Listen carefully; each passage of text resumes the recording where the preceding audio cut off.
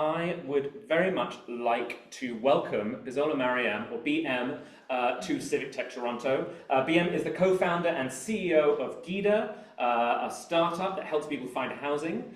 Her work is at the intersection of housing, technology, and social justice. I have been looking you up online, BM. I'm not going to lie, there are many strings to your bow. So I'm very excited to have you here.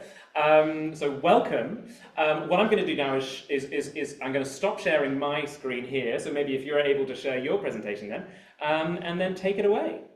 Hi, everybody. If you can see me and hear me, just wave your hand. I can see you. Perfect. Awesome. Special shout out to Jamie for such a powerful introduction. I want to share three things that Jamie did not share about me so that you all can get this information from me directly. Number one is that I love to make Nigerian jollof. So if you ever get a chance to taste my jollof rice, you're going to love it. I promise you. Number two, if you love going on hiking trips, please send me an invite. I do love to go on hiking trips as well. And if you do send me an invite, I become your best friend forever. But just make sure you let me play you some Afro beats or perhaps just share some Afro beat steps with you when I do come hiking with you all. Awesome. So let's dive in. So today we're going to be talking about the future of housing. I'm sharing this mainly from my work at the intersection of housing, technology, and justice, and particularly as someone who has worked closely with tenants and landlords in the past 3 years, and someone who has also worked in recruiting, social service, and mainly in higher education. So I've seen the different sides of searching and finding housing. But a quick question for everyone in the room, if you would oblige me. Is there anyone in the room who is currently renting an apartment or who lives in a rented apartment? Anyone?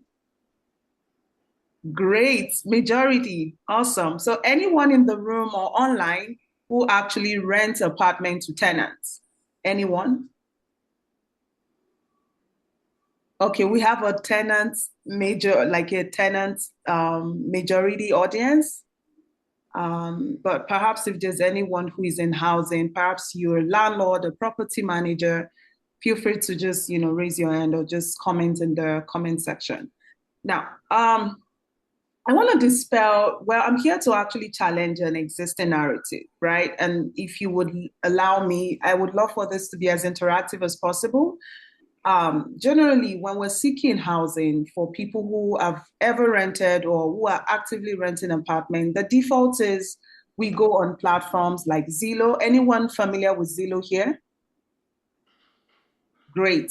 So we go on platforms like Zillow, we filter through listings, we schedule showings. And after we schedule showings, we apply to these units. Perhaps usually there's always the requirement of a minimum credit score, an income threshold, correct? And that's kind of the default for a tenant who is seeking housing. And on the other hand, when a property manager or a landlord or an operator is listing a property that is looking for a tenant, the default is you list your apartment on platforms. Hopefully, someone reaches out, then you schedule a showing. And then after a showing has been completed, perhaps if they're interested, they want to apply. And before they apply, they have to meet the minimum threshold, whether it's income, usually income and credit score. Now, you see, one thing that all these existing, frameworks do very well, they tell you those who are interested in renting an apartment. They also tell you someone who is likely to rent that apartment. None of these existing narratives or frameworks, rather, tell you that someone would actually commit to the lease or stay the duration of the unit of the lease that has been signed. So let me make this simpler. So usually, if for those of us who are tenants in the room, you usually will reach out to property manager and hopefully you get that unit of your dream. And once you move in, usually there are things that you probably didn't know about before you moved into the apartment, right? And then eventually things that start piling up, like, oh, perhaps the property management team prefer to have you pay at the first of the month. And if you do miss a date or the deadline, now there's an extra fee. And maybe for someone who is new in the city, you probably were not used to that kind of arrangement. Or maybe for someone like Jamie, who I know used to live in the United Kingdom, perhaps he could share with us at some point in this session what his own housing experience has been. But I think the overarching idea that I'm trying to pass across is many times the default to finding housing or to finding a good tenant is usually listings, showings, and applications, right? What if there's a way to actually tell before all of these other steps ever take place that someone is actually not only compatible, but also the right tenant for that unit? Now, let me break that down. So far, what we see today is there are people who have been able to hack existing system in the sense that 90% of managers have seen, cases where people have been able to crack the code for, providing fake bank statements, fake credit reports. All of these existing, all of these traditional benchmarks can easily be doctored, but there are signals that cannot be doctored, right? And that's what we're saying, that it is possible to rethink how people find housing today, or how landlords or operators actually rent their unit to tenants, just simply leveraging something called intelligence. Or another word for that would be behavioral intelligence. Now, let me simplify what that means. So usually the benchmark again is you have a certain income, you have 3 times income usually, or you have a certain credit score. But we know for a fact that many people who have remained good tenants historically, or who demonstrate to be good tenants, usually don't even meet the 3 times income, or don't even have the greatest credit score. Now, that doesn't mean that they don't meet these thresholds, but a lot of times they don't even have them. But they have other signals that tell us that these are amazing tenants, and these people would not only rent a property, they would actually stay throughout the duration of the lease. I'll give a couple of examples, right? So from our work with international students, we know that a lot of international arrivals, if you've ever been a student at one point or the other, you probably may relate to the agony of finding housing. If you've ever moved to Toronto previously during your early days as a student, this might be something you may have navigated, right? So again, everyone is required to provide income, 3x income, a specific number of credit score. And we know that for a fact, someone who is a student may not meet this threshold, but there are other behavioral data or signals like enrollment deposits, a visa that has been approved, a letter, an admission letter or a scholarship letter from the university that tells you that behaviorally, this kind of tenant does not even need a showing, or they don't need to waste time navigating through listings before they can commit to renting an apartment. The same applies to a military family, right? While the credit score or income thresholds might not necessarily apply to military families or veterans, for instance, we've seen cases here in the United States where people on military assignments have very fixed timeline. And so scheduling showings isn't the way to find housing. Simply put, they have enough signals that can tell that a tenant, such as a military tenant or a veteran tenant, as the case may be, has all the right signals to commit to renting a unit fast. And we're missing out of all of these signals. Talk of an intern moving from, let's say, Vancouver to interning in Toronto.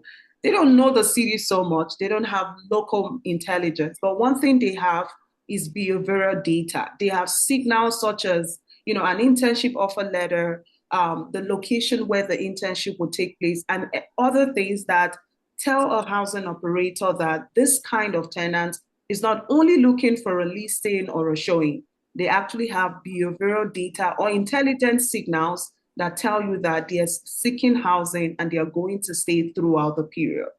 Another two quick other examples I want to share before we dive to the final part of this presentation is, let's talk about protected arrivals, asylum seekers or people who are working closely with nonprofit organizations such as domestic violence agencies or civic service organizations, often helping these kinds of individuals or families to find housing. They may not necessarily meet the traditional benchmark of 3x income, W-2 or T4, payment slips, right? But they have other signals such as affiliation to a nonprofit or a charitable organization, all these data tell us something. They tell us that these are not just tenants seeking to filter through listings or schedule showings. They have the signals for long-term tenancy. Finally, as a founder myself who recently is transitioning to the San Francisco area, one of the things that I've heard a lot from other founders like myself is, you go through an amazing, competitive program such as Techstars in Canada and the US and other places, or even YC. And right after this program, many of these founders are thrown out into the blue ocean looking for housing. A lot of times they don't meet the traditional income threshold, but they are stable, earning well, perhaps also have received investment from VCs or companies. But many traditional operators miss out of these signals because the default is, hey, I post a listing, I schedule a showing, someone applies, and now they move in. And so what I'm proposing tonight, and which we've also tested in our pilot in Chicago, that has also generated over $30,000 in revenue and also helped place more than 50 tenants into housing, is there's an alternative way to tell or signal commitment to a housing operator. And more than ever before, we need to start, innovating in housing, right? Many other spaces are already leveraging artificial intelligence to rethink how people, find work, access opportunities. But the housing space, to be honest, is yet to be caught up with that, reality of things. And what we're doing at my startup right now is simply using data that tenants have to demonstrate that beyond income, beyond credit score, beyond coming for a showing and wasting the time of a landlord, or beyond, an operator even canceling last minute on a good tenant. There are other ways to signal to both sides that this property is not just a fit, this tenant isn't just a fit. They have the income, they have other non-traditional benchmarks that signal commitment and compatibility. Finally, I want to, I think something is missing here, but one more thing that I would love to add quickly is housing is the first door. Housing is the first door to stability, is the first door to structural access, right?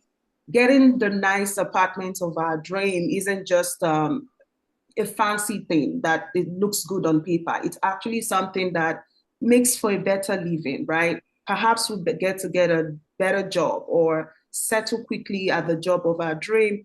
And when this doesn't happen, it does lead to loss of income.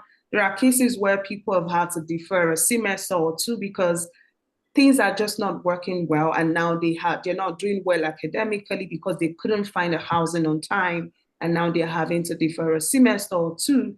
And in other cases, there have been situations where people have had to leave an environment because they could not find housing.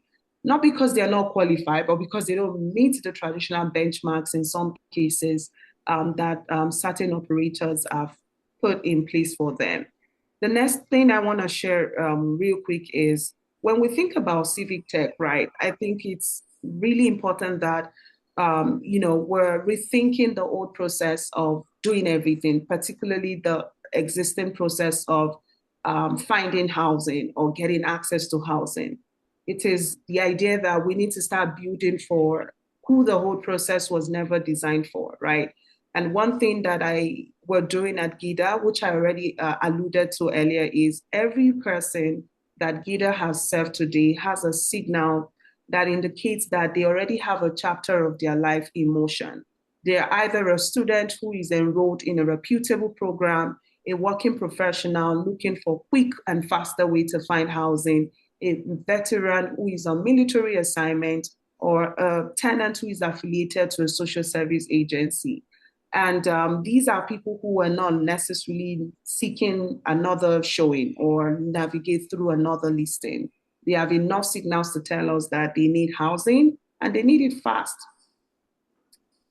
That's my presentation. Thank you for listening. I would love to take questions or happy to, just hear what others are thinking with respect to housing and, what housing has been so far and how we can innovate better.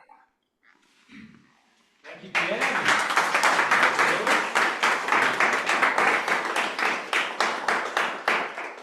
Thank you, BM. That was great. Really interesting to hear what you're doing and how needs maybe are changing or are being met in a way that they weren't being met before.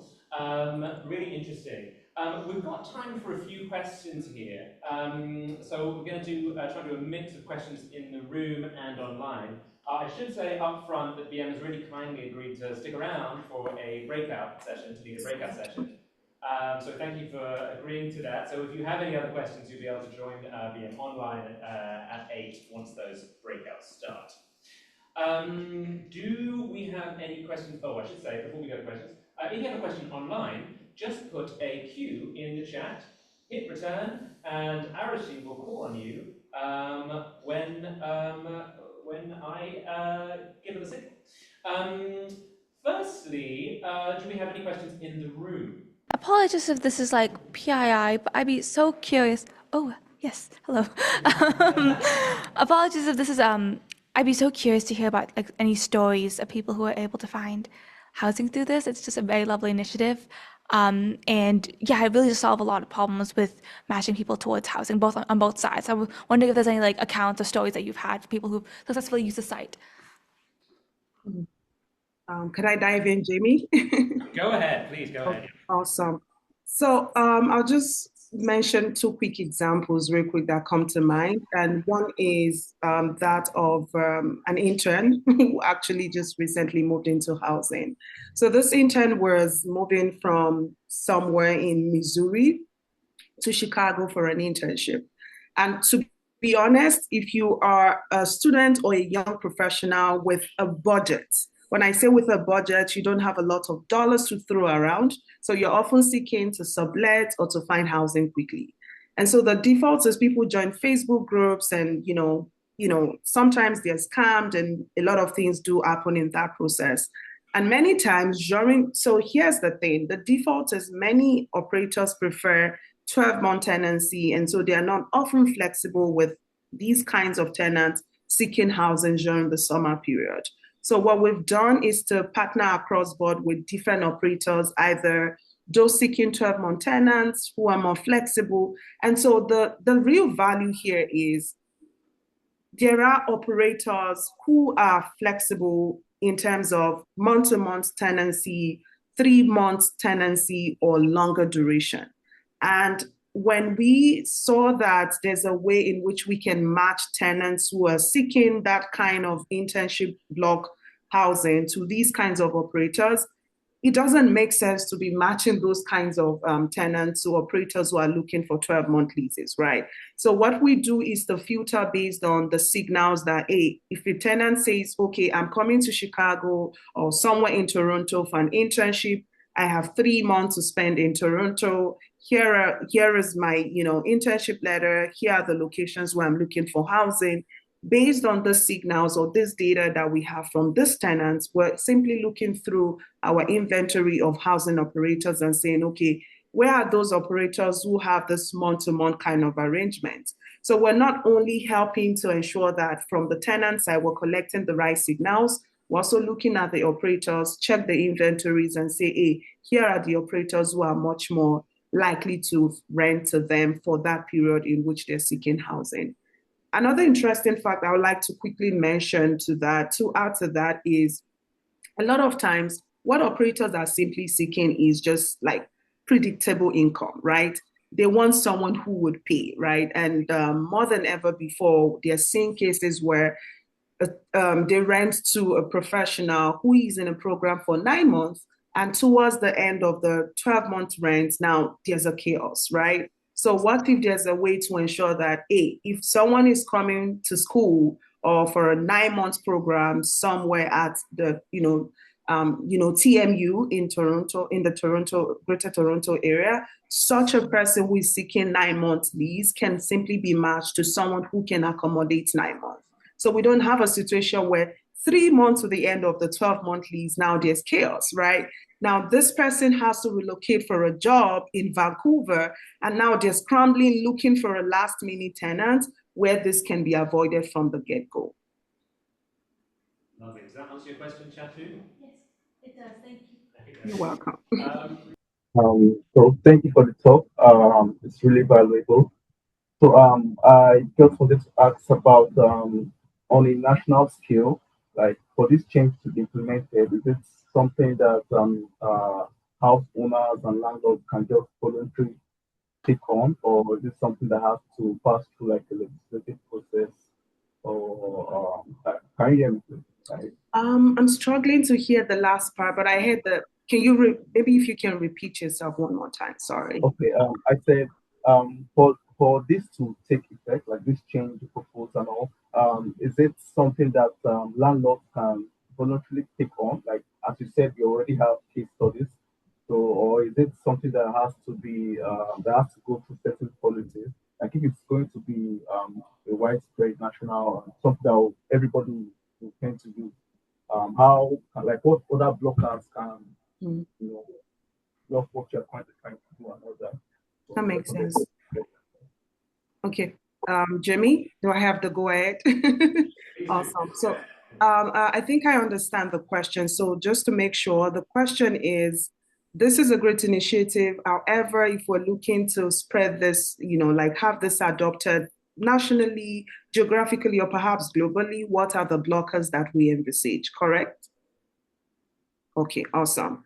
So I think the idea isn't to try to conquer every territory because that would be, a recipe for disaster.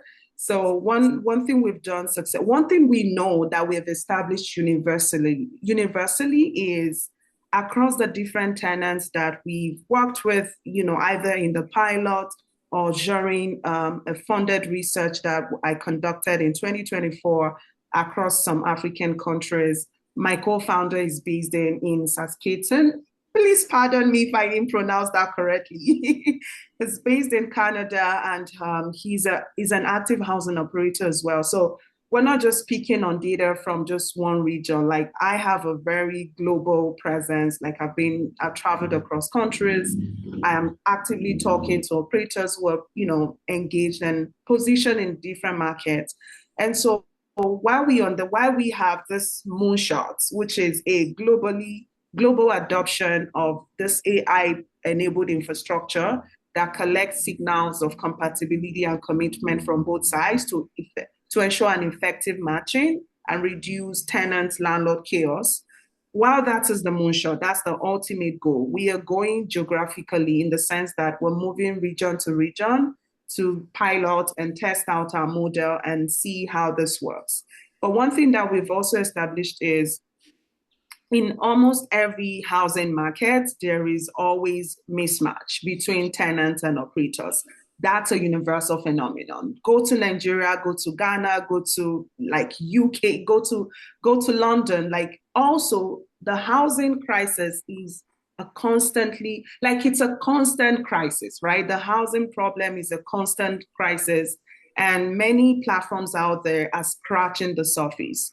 They're scratching the surface. By that, I mean, we simply have AI tools that are either helping to conduct showings or make showings better, or there are AI tools helping to fast track leasing, or there are AI tools that are simply just helping with communication.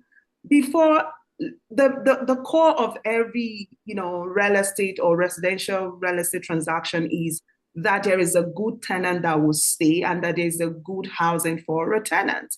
And so if we miss this fundamentally, everything else falls apart. So while all the other softwares, all the other tools out there are just trying to like gloss over the issue, the very core of every successful tenant versus housing operator relationship is that it doesn't get messy before it even starts. And that's where we're positioning ourselves. And once we get that right, and we go from region to region, it's actually much more easier to scale. And since this is an infrastructure that we're envisaging will be layered into existing platforms such as Zillow, apartment.com, and the rest. So it's just like think of it as a navigator for anyone seeking housing in a way that is predictable and compatible, right? So if you've ever heard this myth of Circe, I don't know if there's anyone who is familiar with Greek and Roman mythology.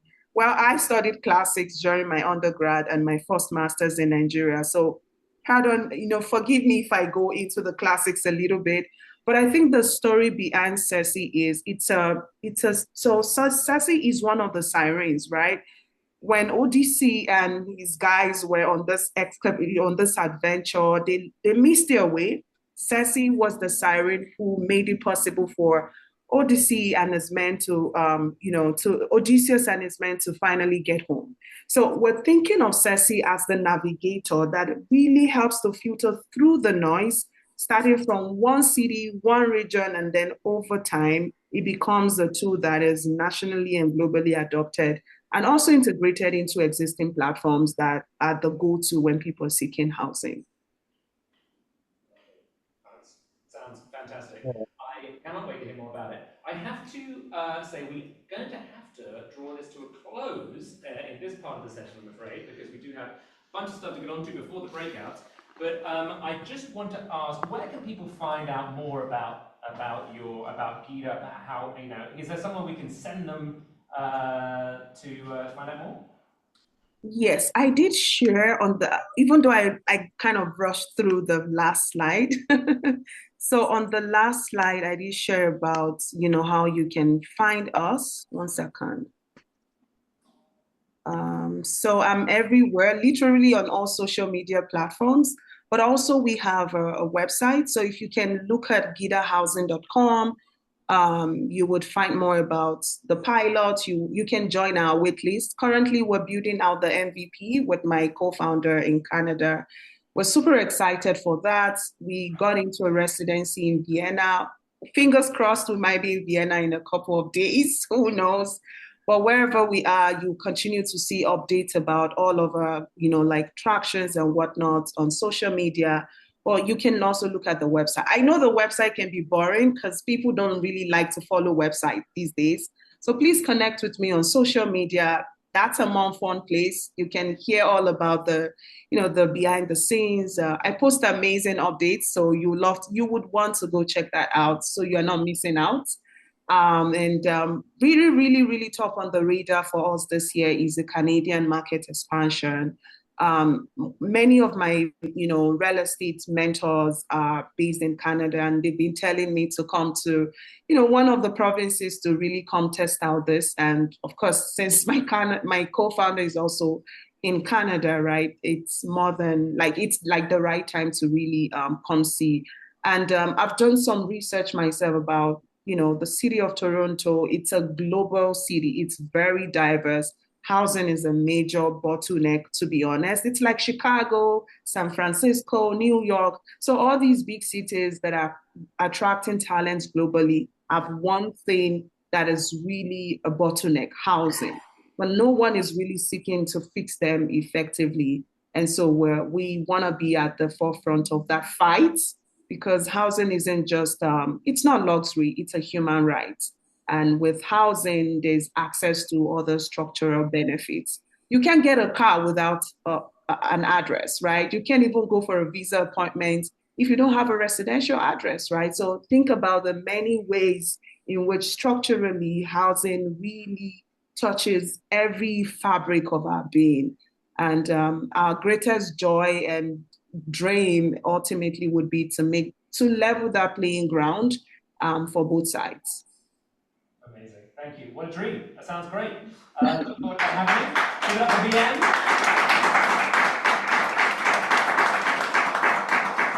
Thank you again, BM. And as I said before, BM's kindly agreed to host a breakout session later on at around